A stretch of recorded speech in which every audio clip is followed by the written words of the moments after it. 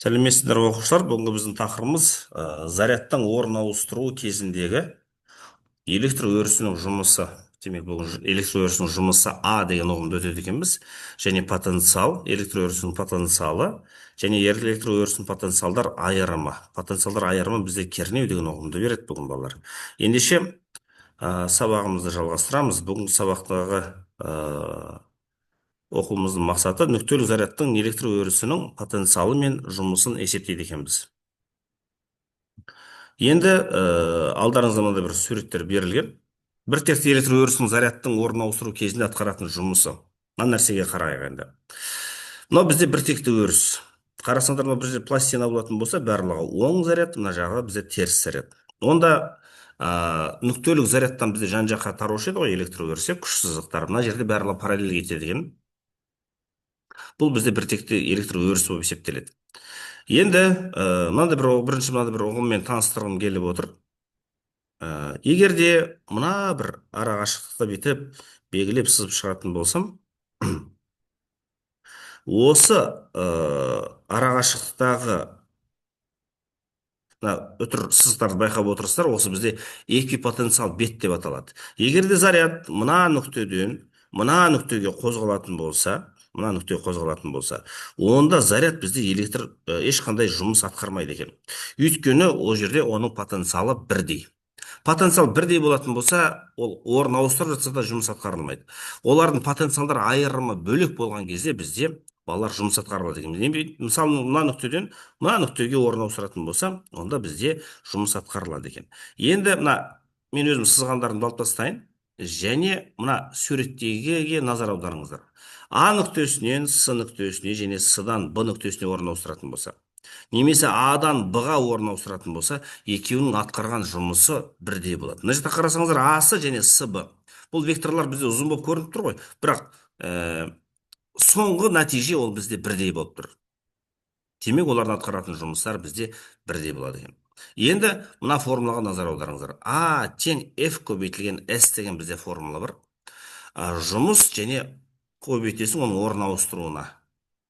Ол бізде жұмысты береді. Ал егер де 90 градустан бөлек бір 0 градустан бөлек бір бұрыштар болатын болса, онда біз косинус альфаны қояды екенбіз. Біз білеміз, косинус альфа 0 градус ол 1-ге тең, ал қалған градуста басқа шамаларға ие болады. Ендеше қараңдар, F, біз мына бір формула бізге таныс еді. Өткен сабақта кернеулік деген тақырып өткенбіз. E тең F бөлінген Q деген. Бұл бізде электр өрісінің күштік сипаттамасы болатын. F бөлінген Q. Осы формуладан F-ті табатын болсақ, онда бізде мына формула шығады екен. F тең E көбейтілген Q деген формула шығып отыр. Ендеше, осы формуладағы жұмыстың формуласындағы F-тің орнына, мына F-тің орнына, онда мына E көбейтілген Q-ді қойсам, онда менде келесі мына бір формула шықты. Байқадыңыздар ма? Мына А деген мына жерде жұмыс, шатастырмаймыз. Төбес астындағы индекс А және Б деп тұр ғой. Ол дегенің мына нүкте А, және Б деген мына нүкте Б. Адан Б-ға, бізде мақсатымыз Адан Б-ға орын ауыстыру керек. С арқылы барса да. Онда астындағы индекс АБ тең болады кернеулік көбейтілген Q заряд, жақшаның ішінде АБ косинус альфа. АБ деген бізде кесінді болып тұр ғой. Бізде жол болып тұр ғой, көрдіңіздер ме, АБ деген. Мына жердегі S-тің орнына, мына бір S-тің орнына АБ деген кесіндіні алып отырмыз. Косинус альфа. Сонымен қысқасы E көбейтілген Q, АБ косинус альфаның орнына біз D деген мына бір қашықты алып отырмыз. Мына қашықты алып отырмыз. Байқадыңыздар ма? D. А тең EQ D деген осы шаманы бізге беріп отыр. Ары қарай кеттік. Мынау бізде бірінші жағдай үшін жасалған формула болды. Енді екінші жағдай үшін алайықшы балалар. Екінші жағдай үшін онда бізде АСБ арқылы орын ауыстырайын деп отыр. Онда АСБ арқылы жұмыс табатын болсақ, онда EQ асы косинус альфа, мына жағдай. Асы косинус альфа, оны қосамыз СБ-ға, косинус альфаға. Сонымен қысқасы ең соңында бізде мына бір формула шығады. Демек, EQ көбейтілгенді мына L1 деген қашықтық, байқадыңыздар, мына ара қашықтық L1, мына L2 деген қашықтық. Ақырында бәрібір сол бізде D деген мына бір шамаға тең болып тұр. Сондықтан да бірінші формула мен мына екінші формула өзара тең болғаннан кейін осыдан қорытынды жасаймыз. Олардың мына жүрген жолындағы траекториясына тәуелді емес, оның соңғы нүктесіне және олардың ортасына косинус альфа деген бұрышқа тәуелді болып тұр. Так, мен мына заметканың барлығын өшірейін. Видеоны сосын жіберем, балалар түсініксіз болып жатса тағы видеодан қарайсыңдар. Енді жаңа біртекті өріске қараған болатынбыз, енді біртекте емес өріседі. Мынау оң заряд көріп жатсыздар ғой, оң заряд, біз оң зарядты білсеңіздер, шартты түрде оң зарядтан бізде мынандай электр өрісінің күш сызықтары шығады дегенбіз, былай шығады дегенбіз. Жаңа біртекті өріс сияқты емес. Түсінікті болса осылай біз сызып қойдым, балалар. Міне астындағы радиус деген не, ол ненің радиусы деп түсініксіз болмасын деп осылай сендерге сызып қойып жатырмын. Міне мынандай бізде электр өрісінің күш сызықтары бізге мәлім еді. Енді осы бойынша астындағы суретті түсіндіреміз. Біртекті емес электр өрісінің зарядтың орнын ауыстыру кезінде атқарылатын жұмыс қалай болады екен? Тура бұл жерде тура сол сияқты балалар. Егер мына жерден тіке былай қарай баратын болса, Б деген нүктеге, немесе бүйтіп айналып барып траекториямен баратын болса да, қысқасы, мына формуланы қысқасы соған әкеледі балалар бәрібір. Оның атқаратын жұмысы бәрібір екеуінікі де бірдей болады екен, балалар. Сонымен бұл формуладан барлығы солай түсіндіріп келген формулалар ең соңында не болады екен? А тең Ф косинус альфадан бізде мынандай формула шығады екен, балалар. Көрдіңіздер ме? Q1, Q2 бөлінген эпсилон, жақшаның ішінде 1 бөлінген RA азайтылған 1 бөлінген R B-ны береді екен. Сонымен қысқасы мына бір потенциалдар айырымынан шыққан жұмысты біз алып отырмыз. Мына нүктеден былай барсын, немесе мына нүктеден былай барса да екеуінің атқарылатын жұмысы бірдей болады екен. Сонымен қысқасы мынандай қорытынды жасаймыз. Жолдың пішініне тәуелсіз. Ол мына жақтан жүре ма, или мына жақтан жүре ма, тәуелсіз. Өріс күштері консервативтік, тұйық контурда электр өрісі күштің жұмысы нольға тең болады. Демек, мына нүктеден егер мына нүктеге барса, немесе мына нүктеден мына нүктеге барса, жұмыс бізде нольға тең. Өйткені бұлардың барлығы бір потенциалда жатыр, немесе эквиваленттік бетте жатыр деп есептейміз. Жолдың пішініне тәуелсіз болатын өріс потенциалдық деп аталады екен, балалар. Ендеше ары қарай кетеміз. Зарядталған дененің біртекті электр өрісіндегі потенциалдық энергиясы. Жалпы біз сендермен жұмыс дегенді өттік. Жұмыс дегеніміз, балалар, бізде энергияның айырымы, немесе энергияның бір-бірінен азайтындысы деп айтсақ болады. Енді қарайық. Мына жерде А деген нүктеден Б деген нүктеге бізде заряд орнын ауыстырады электр өрісінде. Онда ол жұмыс атқарады. Демек, мына бірінші нүктеде оның заряды WA-ға тең. Мына нүктеде оның заряды WB-ға тең. Электр өрісіне байланысты ол немесе заряд жаңағы энергиясы азаяды, немесе энергиясы артады. Осы екеуінің айырымы бізде, балалар, не береді екен? Электр өрісінің жұмысын береді екен. Электр өрісінің жұмысы W1-ден азайтасың W2-ні, немесе минус W дельта W-ға тең болады екен.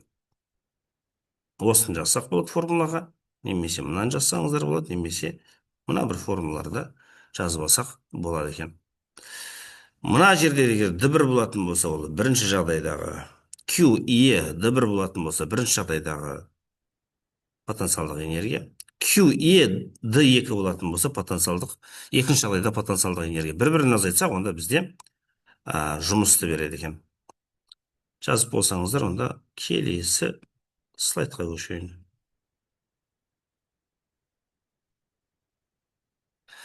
біртекті электр өрісінің енді потенциалдық энергиясына келетін болсақ,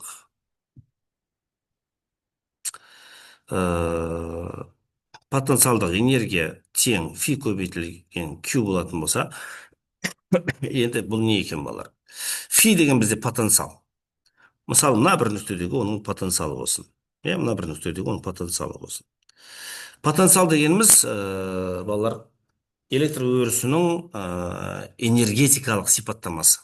Энергетикалық сипаттамасы. Оның сол өрістегі, сол нүктедегі қабілеті деп айтсақ болады екен. Мына потенциалдық энергиямыз тең болады екен біздің. Сол потенциал көбейтілген Q-ға тең болады екен. Потенциал көбейтілген Q-ға тең болады екен. Егер де фит табатын болсақ, осы нүктедегі потенциалдық энергияның осы зарядқа қатынасына тең шама. Оның өлшем бірлігі бізде вольт, 1 вольтымыз тең болады джоуль бөлінген кулон. Осы екеуінің бізде фидің орнына енді тең қараңыздар.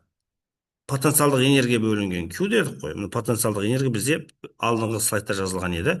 Q еді. Орнына қойсаңыздар, Q мен Q қысқарады. Соңында бізде мынандай формула шығады екен. Фи тең кернеулік көбейтілген E D деген формула шыққан. Міне шығып жатыр. Естеріңізде болса, өткен сабақта мен сіздерге жазған болатынмын. Мына кернеуліктің екі өлшем бірлігі бар деген.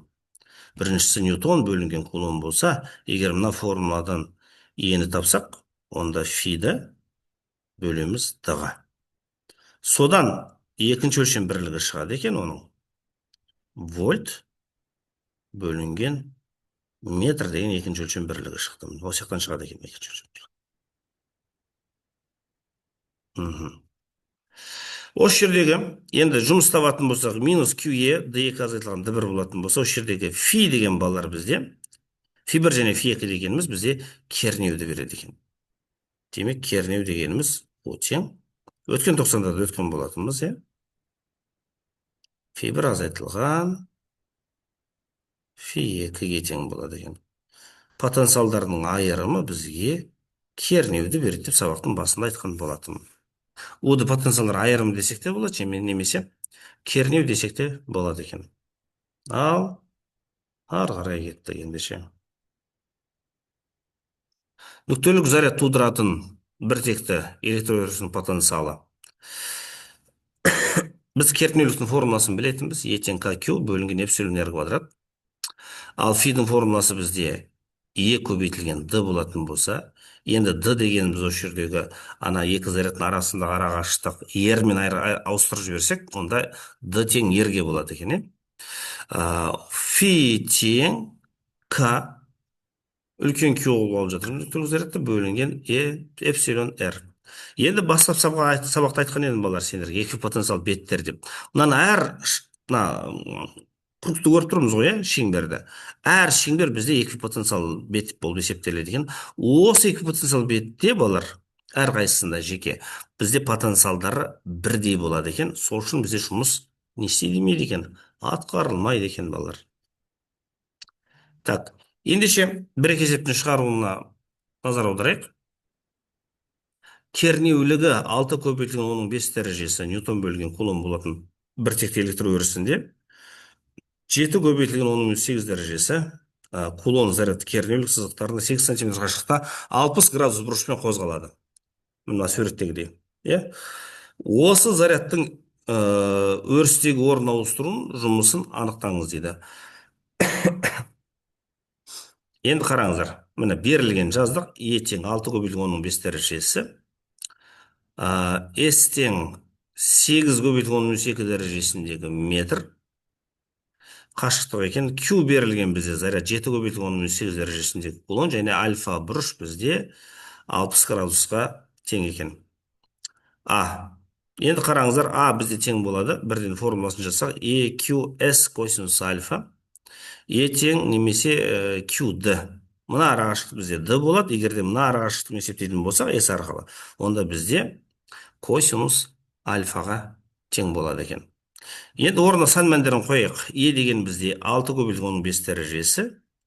Q-мыз 7 оның 8 дәрежесі, көбейтілген 8 оның 2 дәрежесі, көбейтілген 0,5. 0,5 деген бізде косинус альфамыздың мәні екен. ендеше мына жерде балалар немен жұмыс істеуді, дәрежемен жұмыс істеуді көрсетіп кетейін. 10-ның минус 10-ның 5 дәрежесі, 10-ның минус 8 дәрежесі және 10-ның минус 2 дәрежесі дегенді байқап отырмыз. Енді мына жақтарда мына келесі бір амалдарды орындайық. 0,5-ті 6-ға көбейтсем 3 болады. Иә? 3-ті 7-ге көбейтсем 21 болады. 21-ді мына 8-ге көбейтсем 168 деген мән шығып жатыр. Оның 5 дәрежесі, оның минус 8 дәрежесі, оның минус 2 дәрежесі. Үшеуісін көбейтетін болсаңыз, үшеуісін қосамыз. 5 қосу минус 8, минус 3, минус 3 қосу минус 2, минус 5 дәрежесін береді. Сол үшін 168 көбейтілген оның минус 5 дәрежесі джоульға тең болады екен. Енді 168-дің 2 дәрежесін алсам, 1,168 болады. 2 дәрежесін оның минус 5 дәрежесіне берсем, оның минус 3 дәрежесі болады. Мына 1,168 дегенді жуықтап 1,7 алып жаза салдым. Оның минус 3 дәрежесі миллиға тең болады екен. Милли джоуль деген мән осылай шыққан екен балалар. Енді келесі есепті көрсетейін.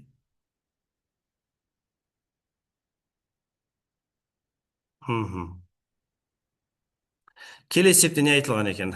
Шамалары 6 көбейтілген 10 минус 6 дәрежесінде кулон бірінші заряд және 3 көбейтілген 10 минус 6 дәрежесінде кулон 2 нүктелік зарядтардың арақашықтығы 20 сантиметр. Бірінші зарядта екінші заряд тұрған жерден 0,5 қашықтық орнына ауыстыру үшін жасалатын жұмысты анықтаңыз дейді. Қоршаған орта ауа дейді. Жақсы, ауаның эпсилоны диэлектрлік өтімділігі 1-ге тең. Сан мәндерді бізді жаздық осылай берілгенін. Шешуіне назар аударайық. А тең Q бөлінген эпсилон, 1 бөлінген R1, минус 1 бөлінген R2. Естеріңізде болса, бір текті емес электр өрісіндегі жұмыс деп жазған кезде осы формула жазған болатынбыз. Мына R1-дің орнына RA, мына жақта RB деген формула жазылған еді. Енді орнына сан мәндерін жазатын болсақ, балалар соңында қорытындысында біз осындай шамаларды алады екенбіз. Тек қана арифметикалық көбейтінділерді қосамыз, амалды орындаймыз. Оның 9 дәрежесі, оның минус 6 дәрежесі, оның минус 6 дәрежесі үшеуісін көбейтетін болсақ, оның минус 3 дәрежесін беріп тұр. 9 2-ге көбейтсек 18, 18-ді 6-ға көбейтсек 54 болады. 54, енді 1 бөлінген 0,2 бөлсеңіздер 5 болады, мынаны бөлсеңіздер 1,0,5-ке. Онда 2 болады. 5-ті 2-ден азайтсаңыздар 3 болады. 3-ті жаңағы санға 54 дедім ба? 54-ке көбейтсек, онда 162 көбейтілген оның минус 3 дәрежесіндегі жоуль деген мән шығады екен. Балалар, осымен біз сабағымызды аяқтаймыз. Қазір сіздерге осы сабақтың видеосын жолдайтын боламын.